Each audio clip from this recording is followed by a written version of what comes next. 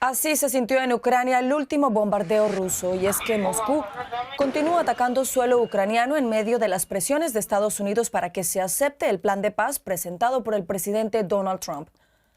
El blanco de la ofensiva registrada en la madrugada de este martes ha sido la infraestructura energética ucraniana, dejando al menos 6 muertos y una decena de heridos. Moscú asegura que estos ataques son una respuesta a los bombardeos ucranianos contra infraestructura civil rusa.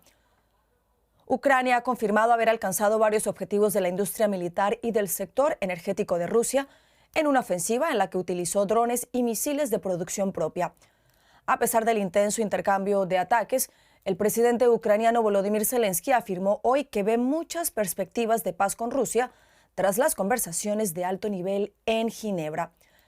Bienvenidos a la actualidad en análisis. Hoy les saluda Carol Guerrero y para valorar el escenario que afronta Europa en medio de la ofensiva de Rusia en Ucrania y la presión del presidente de Estados Unidos, Donald Trump, para poner fin a este conflicto, me acompañan desde Madrid Félix Arteaga, investigador principal para seguridad y defensa del Instituto Elcano, y desde Tallinn, Estonia, el periodista Ricardo Marquina. A los dos, muchas gracias por estar con nosotros.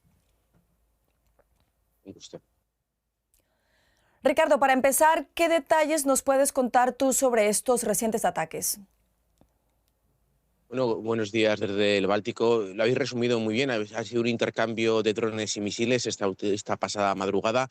Zelensky ha dicho que unos 400 drones y una veintena de misiles habrían atacado el territorio ucraniano, mientras que los rusos aseguran que han derribado una veintena de drones ucranianos. 6 muertos en el lado ucraniano, 3 muertos en el lado ruso, al parecer todos ellos civiles, en ataques destinados a dañar las infraestructuras energéticas de ambos lados de la trinchera. Esto nos quiere, lo más sorprendente o no de todo esto es que estos ataques se lleven a cabo cuando estamos en el momento de negociaciones, al parecer más fructífero hasta la fecha, lo cual nos da una señal de que los muertos civiles seguramente vayan a seguir produciéndose incluso hasta el último día de esta guerra. Félix, en efecto, como menciona Ricardo, pues estos ataques se producen en un momento en el que se estudia este plan de paz de 28 puntos presentado por el presidente de Estados Unidos, Donald Trump. ¿Qué tanto margen de negociación tiene Europa frente a Washington y Moscú en este momento? Pues tanto Europa como Ucrania tienen muy poco margen de negociación. Estados Unidos ha elaborado un guión teniendo en cuenta todas las peticiones rusas y los límites que el gobierno de Ucrania tiene para aceptar. Y a todo esto, los europeos han estado ausentes en el borrador. Han tenido que declarar fuera del ámbito negociador sus líneas rojas, que no se pueden cambiar las fronteras por fuerza, como parece que se van a cambiar, que reducir las Fuerzas Armadas conlleva un riesgo de derrota militar en el futuro, como parece que va a ocurrir, y que no se pueden tomar decisiones que afecten a la Unión Europea, como si entra o no Ucrania y si tiene o no acceso al mercado común, o a la OTAN, ¿no? Como que Rusia decida quién entra y quién no de la OTAN.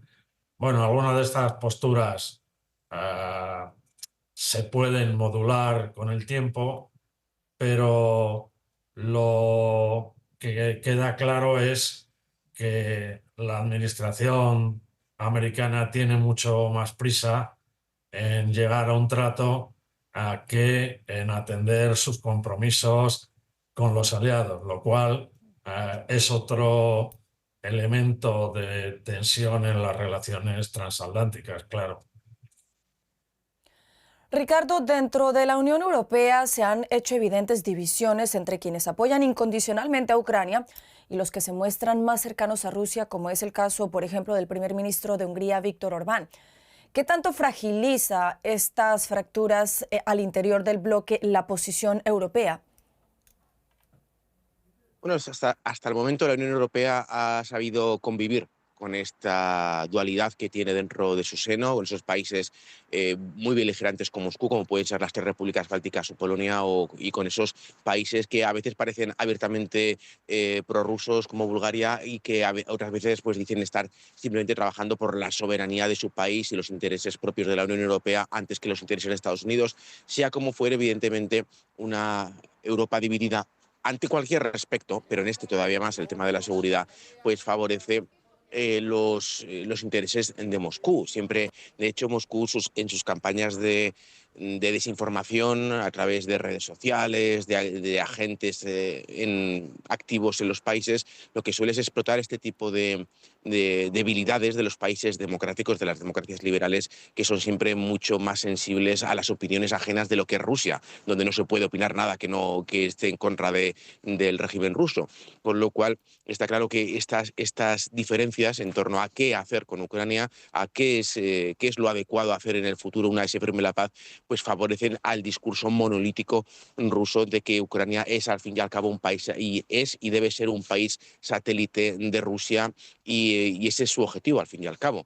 Si la Unión Europea pretende poder influir en todo este proceso negociador, yo creo que tiene muy poco margen, como decía Félix, pero sí que creo que hay cierto margen, porque al fin y al cabo, con casi toda seguridad, una vez que se llega a algún tipo de acuerdo, y tarde o temprano se llegará, está por ver qué acuerdo es ese, pero tarde o temprano se llegará, casi con total seguridad, todos los temas de las garantías de seguridad de Ucrania van a depender de facto de la Unión Europea, de los países de la OTAN, miembros de la Unión Europea, de los vecinos europeos de Ucrania.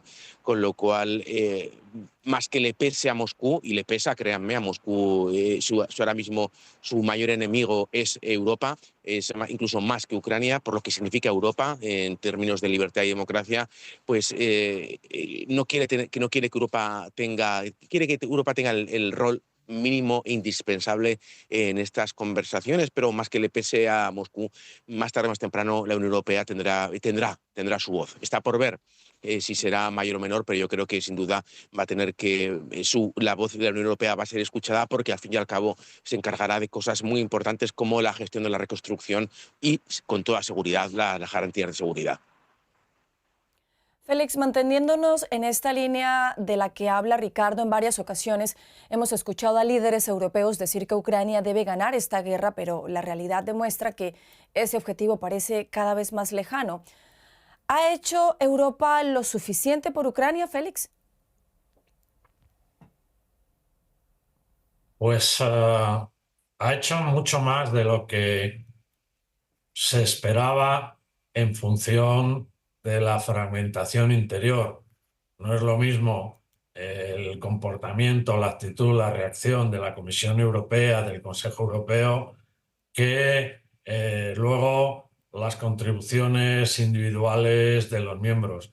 Pero la Unión Europea ha ido mucho más allá de lo que los límites institucionales, financieros y militares le podían permitir.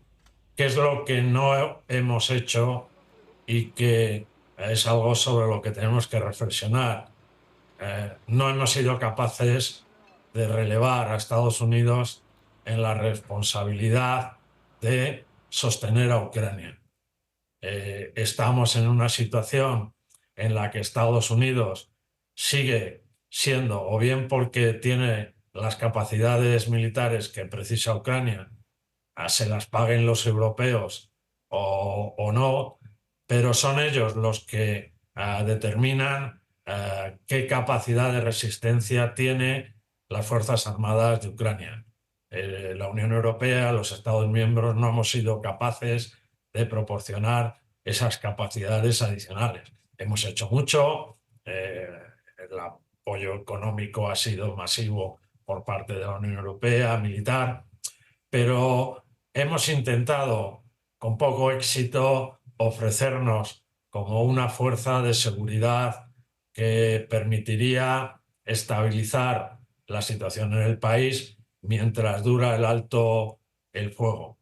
Ahora lo probable es que, si los términos del acuerdo se negocian o se aprueban en la situación actual, no podríamos ni desplegar tropas y tendríamos dificultades para ayudar o para invertir y reconstruir a un país que queda en situación de desequilibrio militar, inestabilidad política, porque se le va a obligar a convocar elecciones deprisa, en condiciones sociales complicadas, con la posibilidad de desinformar y de llevar a cabo campañas de magnificar los errores, la corrupción que ha aparecido últimamente, y se corre el riesgo de que las garantías o aquella Ucrania que apoyaban los europeos, un presidente Zelensky, un pueblo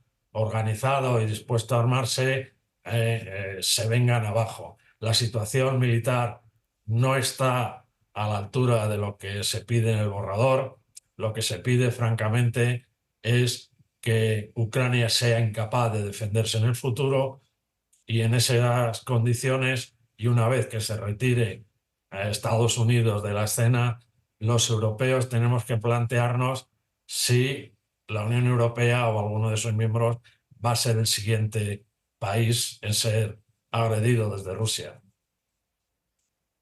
Ricardo, tú te encuentras en Estonia. ¿Qué lectura se ha dado allí en los países bálticos a este plan de Estados Unidos? Bueno, muchos aquí lo ven como un acto de traición por parte de Estados Unidos. Esto, evidentemente, las autoridades no lo van a verbalizar de esta manera. Lo que se dice aquí es que nada, es un mantra que se ha repetido casi desde el comienzo de la guerra, y es que nada puede ser decidido sobre Ucrania sin Ucrania. Los temas, los 28 puntos aquí se reducen básicamente a soberanía. Lo que se pide es que Ucrania sea un país soberano, que nadie decida por Ucrania qué es lo que debe hacer Ucrania con su futuro y con su presente, todo se ha dicho. Y con el miedo, con este miedo siempre presente, como decía Félix, de qué será lo próximo. Aquí, en los países bálticos, con sus diferencias, pero tanto en Letonia, y aquí en Estonia, mucha gente, la verdad es que mucha gente, sorprendentemente mucha gente, mm, da por hecha por hecho un ataque ruso. La cuestión no es si van a atacar, sino es cuándo van a atacar, o si van a atacar por el norte de Estonia, por Narva, o por el sur, por Lituania, para unir Bielorrusia con Kaliningrado. Pero de hecho estos pequeños países con ejércitos minúsculos se están armando a la carrera y entrenando a sus civiles para reaccionar a tiempo desde el minuto uno de una posible agresión. Nos puede parecer ciencia ficción este escenario, pero la cuestión es que aquí los bálticos no se lo parece a ellos, a sus ciudadanos, y habría que preguntarse por qué motivos tienen. Y los motivos se los dan los propios rusos con sus acciones, tanto en Ucrania como con los propios discursos que dan los oficiales rusos, las voces oficiales rusas, los funcionarios rusos, que siempre tratan a estos países como sujetos de soberanía limitada, como países que tarde o temprano volverán a la órbita del imperio ruso. Con lo cual aquí entienden desde los bálticos, no solo en Estonia, sino en las otras dos repúblicas bálticas, que la guerra ucraniana es su propia guerra. De hecho, son los países que más colaboran en cuanto a Producto Interior Bruto, y ven con preocupación que se premie a Moscú por haber iniciado una guerra de agresión, una guerra por territorio, una potencia como Moscú, un gigante nuclear como Moscú, pues que tienen aquí al lado, a pocos kilómetros, con lo cual se ve una posible derrota o un escenario negativo en estas negociaciones para Ucrania, se ve como un paso previo de lo que Rusia podría ver que puede conseguir mano militar. A propósito de esto que decías, Félix, y que también ha mencionado Ricardo en torno a la incertidumbre que hay por lo que puede venir después, ¿crees que este plan de paz de Estados Unidos para Ucrania puede comprometer realmente la seguridad de Europa? Primero hay que ver. Adelante, Félix, perdón. Mis disculpas. No hay problema. Primero hay que ver si este plan de paz mejorado y dulcificado de las últimas horas es suficiente para Moscú, porque ya tenemos ejemplos previos en el que, cuando ve que Ucrania o sus aliados ceden en los objetivos de la negociación, se desmarca y pide mayores cesiones, ¿no? Y las cesiones que se plantean en este documento son serias porque no se admite que se vaya a ceder el territorio para toda la vida, pero se está de acuerdo con la partición de facto del país.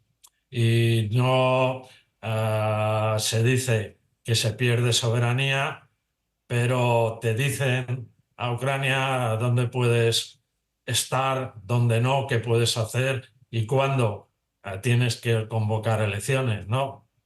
Bueno, veremos a ver qué piensa Moscú de este documento.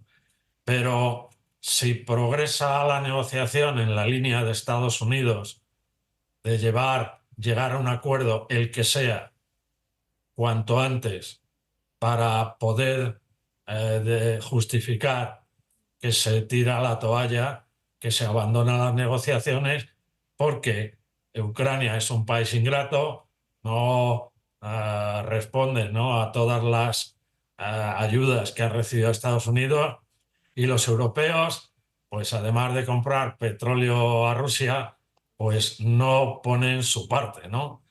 Bueno, este es el escenario que podemos encontrarnos. Si no se llega a un acuerdo de paz, como se pide desde Europa, justo y duradero, aunque haya que hacer alguna concesión, las relaciones transatlánticas están concluidas y le tocará a la Unión Europea evaluar qué tiene que hacer la próxima vez que Rusia decida tantear, ver, ya sea en los países bálticos, sea en Moldavia, sea en los países nórdicos, cómo pasa de la guerra híbrida en la que ya está y que nos está afectando a los europeos, a nuestra estabilidad, pasa de esas campañas de desinformación, de hackeos, de sabotajes, a acciones militares directas, sabiendo que ni Estados Unidos va a venir a proteger a los europeos, porque si no lo ha hecho con Ucrania, no lo va a hacer con los europeos, y que no existiendo un ejército europeo o una capacidad europea, sino que hay países que aportan o no, que están más cerca o más lejos de la frontera y por tanto ven el riesgo mayor o menor, pues no tardará en hacerlo. Y esa, para quien crea que es impensable que Rusia pueda hacer esa agresión, que yo le recordaría que pensara qué opinaba el día antes de la invasión de Ucrania, si creía que eso era imposible o no, ¿no? Bueno, eso que creíamos todos que era imposible ocurrió. ¿Y por qué no va a ocurrir ahora que las condiciones, según vamos, pueden ser mucho más favorables para Rusia? Bueno, antes de volver con Ricardo al frío de Estonia, Félix, quisiera preguntarte si es esta guerra en Ucrania una especie de ajedrez político entre Estados Unidos y Rusia.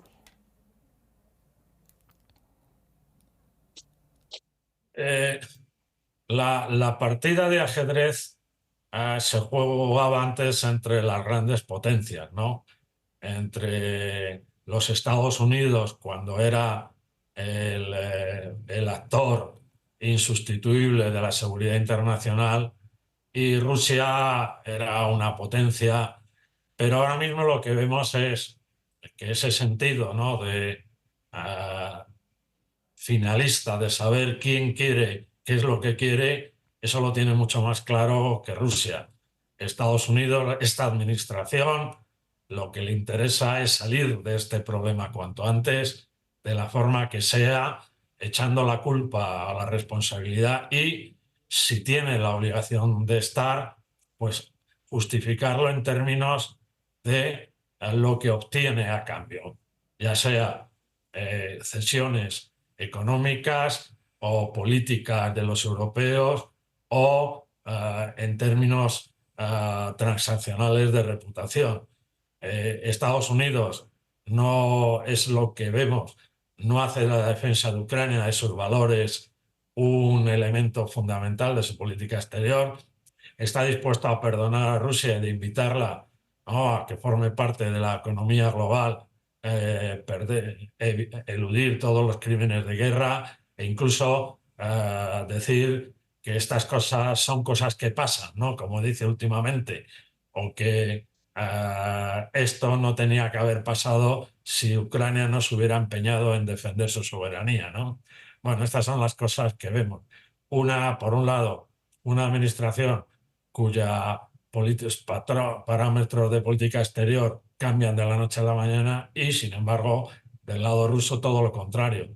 Una política exterior para la que ganar esta derrota inevitable, ¿no?, que se le está facilitando al presidente Putin, sirva de recordatorio a todas aquellas tendencias dentro del país, aquellas repúblicas, aquellos sectores que piensan que Occidente les puede ayudar a aumentar su margen de autonomía respecto a Moscú, ¿no?